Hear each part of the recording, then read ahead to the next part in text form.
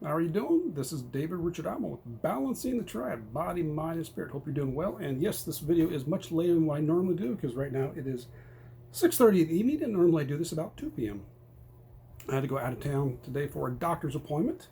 My latest follow-up for dealing with the cancer, so Balancing the Triad. If you're new to this, Balancing the Triad is one I went through the most difficult thing I've had to go with so far in my life, which was going in for a simple biopsy but waking up in ICU, getting a cancer diagnosis a week later, and going in for an 8-hour surgery the week after that. And it was once I was all done, I was able to realize I kind of handled everything kind of with grace and ease. I had the resilience to go through and not really let it bother me and just handle this best I could in the situation. So that is what I'm sharing with you.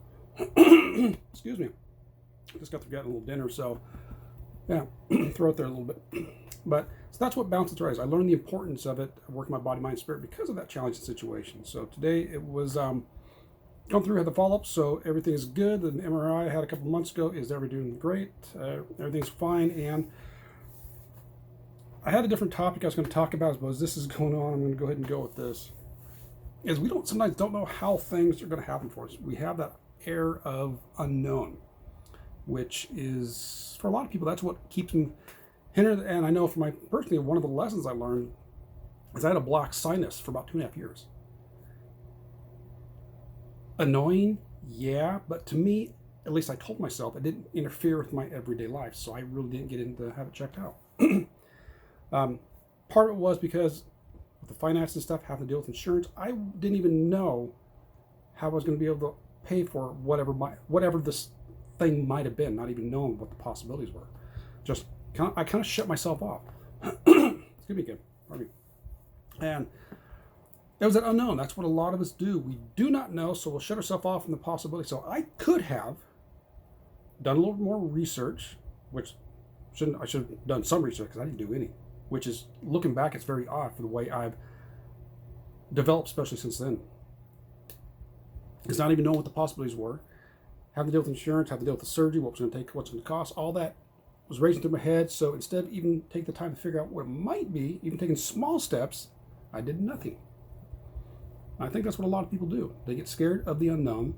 Instead of taking, okay, what's the possibility? What could be going on? Who can I talk to for help? Where can I go for some help? Where can I get some ideas at? They don't do any of it.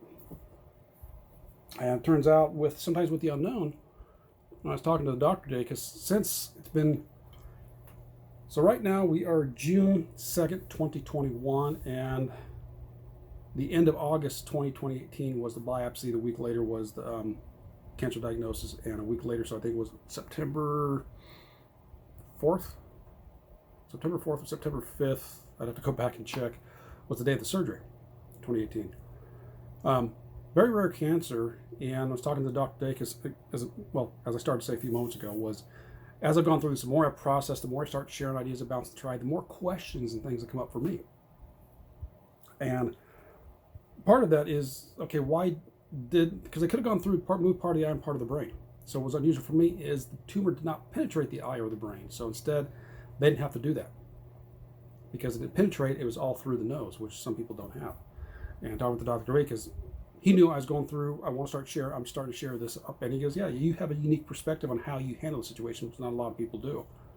And the cancer itself is, because we're talking for, okay, what's the next step for me? Okay, I got another follow-up point in 6 months. And then from there, we'll have to kind of figure it out because this cancer is so little is known about. He goes, there's a database that when he gets diagnosis, he's able to input the information in the database. Well, in that database for this particular cancer, since 1997, there's about 300 cases in there. So the way you kind of figure it out, I say roughly just over 10 cases a year. So there's not very much known about this. The radio oncologist saying, talking about having radiation therapy. This is at UC Davis in California, Sacramento area. So they see just about anybody and everybody. And for him, at 12 years at the university, he'd only seen, or is it 10 years, he's seen 12 cases. So just basically a case a year. The doctor I seen, he's only seen another case since mine. So it's very rare, and that has to do with how you handle things and kind of opportunities. And a little bit of the unknown. So going forward with this, once I meet after the next one, we'll have to figure out, okay, what's it going to be? It's the unknown factor Do we still have an MRI? Is it going to be MRI going to be once a year, and then see the doctor once a year? How's it going to play out? Because not enough is known about this particular cancer. And right now, he said, everything looks great, everything's fine, and he's really surprised, and he's really kind of surprising that some of my sense of smell is going to start to come back. So I'm very grateful for that. But sometimes it's the overall factor of, I mention that because it's the unknown. I'm with other people going off to an unknown area with this type of cancer. A lot of people, there's not enough known about it, so it's kind of going into unknown tread waters. But the same thing can happen as we take off and work on our body, mind, and spirit. If it's areas we've never gone through, if you're trying to lose some weight, if you realize you got too many inches around the abdomen, you want to trim that up. If you've never gone there before, or at least gotten not where you want to, it's the unknown. What do I really have to do? Am I going to have to just eat lettuce all the time and drink water and do nothing else? I got to exercise my brains out? If I want to start working on my spirituality, does that mean meditating for 30 minutes in a position there with gongs going and incense burning? I mean, some of this might seem a little crazy, but for a lot of people, it's the unknown. And this is for myself. I'm fully in that boat. There's a lot of things that I have unknown, but I have to remind myself to take a chance, take a step back, and realize, okay, what am I scared of? And you've heard me talk about this before. Most of the things we're scared of have no physical threat on our life. What we're scared of is in here. So it's the unknown. With the unknown, is there someone we can talk to?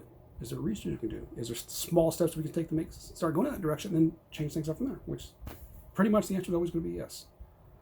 So with that unknown, take some baby steps into it. Take a partner with you, take someone else with you, and maybe take a flashlight with you as well. And that might help out. I hope this all kind of made sense. Again, I was going to talk about one topic, but this shifted up and went different places. But yeah, how many times do we fear the unknown? And the idea is you just kind of got to turn on the light. Because the darkness doesn't go anywhere. As I was listening to a call yesterday, the darkness doesn't go anywhere, just that you shine a light on what was there already. So sometimes in the unknown, through research, talking with someone, taking some steps out, you shine a light on that unknown aspect. And then you can actually know where you're going. All right. Hopefully that all makes sense. Let me know your thoughts on that. So we'll stop there. So take care and bounce into you. Bye-bye.